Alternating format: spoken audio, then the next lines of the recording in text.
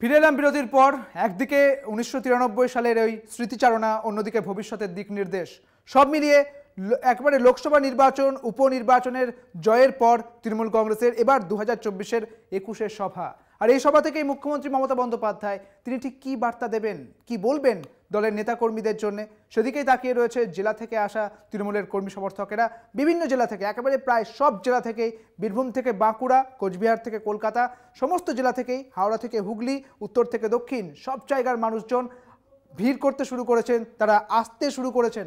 আর এই মুহূর্তে আপনাদের বিভিন্ন জায়গার ছবিটা দেখাচ্ছিলাম, শিয়ালদা চত্বরের ছবিটা দেখাচ্ছিলাম, হাওড়ার ছবিটা দেখাচ্ছিলাম, সেখানেও কিন্তু প্রচুর মানুষের ভিড় লক্ষ্য করা গিয়েছে।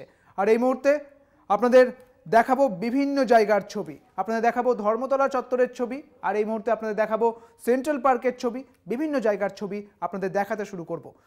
এই মুহূর্তে আপনারা দেখতে পাচ্ছেন বিভিন্ন জায়গার ছবি, 3 জায়গার ছবি আপনাদের দেখাচ্ছি।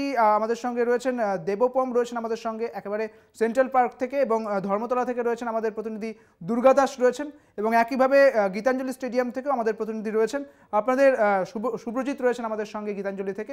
প্রথমে যাব ধর্মতলাতে, দুর্গা দাস রয়েছেন সেখানে। দুর্গা দাস, বেলা কিন্তু গড়াচ্ছে, আর এই মুহূর্তে ধর্মতলা চত্বরের যে ছবিটা উঠে আসছে সেটা ঠিক কীরকম রয়েছে?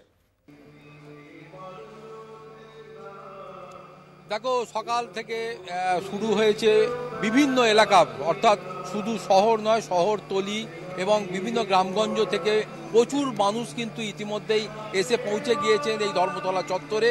শুধু তাই নয়, প্রথমে একটা কথা বলে রাখা ভালো যে এটা শাসক দল তৃণমূল কংগ্রেসের কাছে একটা শহীদ দিবস হলেও কিন্তু রাজনৈতিক দিক থেকে যত দিন যাচ্ছে এর গুরুত্ব কিন্তু অপরিসীম হয়ে যাচ্ছে।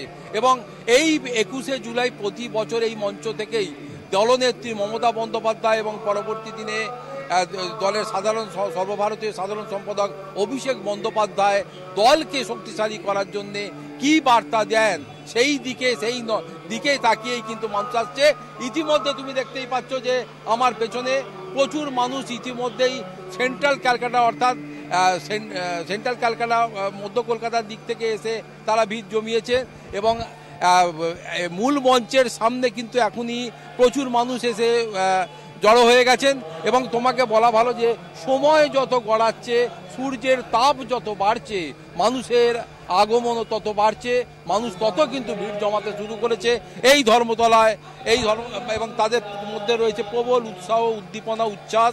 তারা কেউ যেমন একদিকে তৃণমূল কংগ্রেসের যে জোড়া ফুল সেই সিম্বল নিয়ে আছেন, কেউ ফ্ল্যাগ নিয়ে আছেন।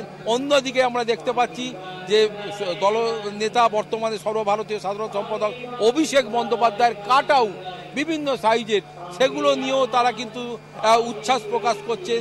দূর দূরান্ত থেকে এই সব কাট আউট, এই ধরনের এই সিম্বল বিভিন্নভাবে তারা নিয়ে এসেছেন। এবং তাদের মধ্যে একটা বিষয় রয়েছে, তারা মনে করছেন যে এই যে 2024-এর যে লোকসভা নির্বাচনে শাসক দল তৃণমূল কংগ্রেসের যে ব্যাপক জয় এবং বিজেপি বা বিরোধী দলগুলোর যে পরাজয় বা তাদের যে সংখ্যা কমে যাওয়া, এই সমস্ত এই সাফল্য আজ কিন্তু প্রত্যেকের মধ্যেই প্রতিফলিত হতে শুরু করেছে।